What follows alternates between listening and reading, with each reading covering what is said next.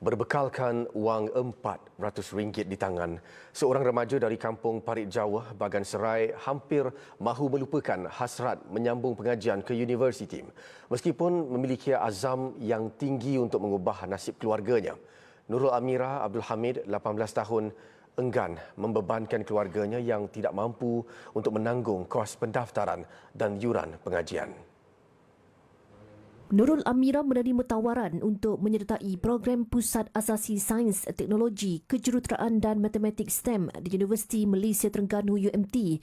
Namun dia perlu melunaskan yuran pendaftaran RM1,449. Bagaimanapun anak bongsu daripada tiga beradik ini hanya memiliki wang simpanan RM400 hasil daripada kerja sambilan di sebuah kedai selepas tamat sijil pelajaran Malaysia SPM. Nurul Amira dalam masa sama tidak mahu membebankan bapanya yang tidak dapat bekerja akibat arthritis. Saya sedih lah, saya kecewa sikit. Sebab? Itulah saya sedih je tu je. Saya cuba untuk cari bantuan mana yang ada, dan kalau ada part time, saya mungkin boleh buat part time juga.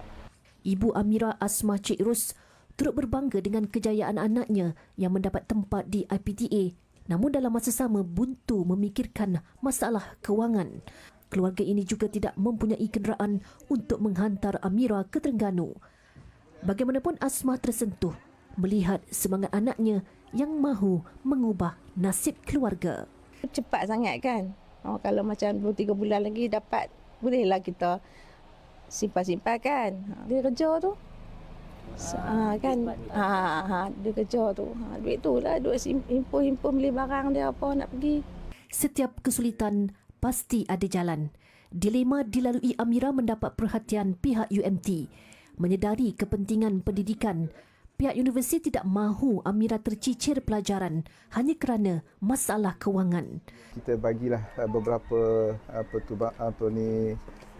bantuan awal lah kepada beliau dalam bentuk duit, bantuan duit ya, dan pada masa yang sama juga kita mintalah Amira supaya bersiap sedia untuk kita jemput dia bersama-sama dengan kita ke kampus untuk dia memulakan pengajian. Pihak universiti juga turut menyediakan pengangkutan ke Terengganu agar Amira dapat memulakan sesi pengajiannya yang bermula esok.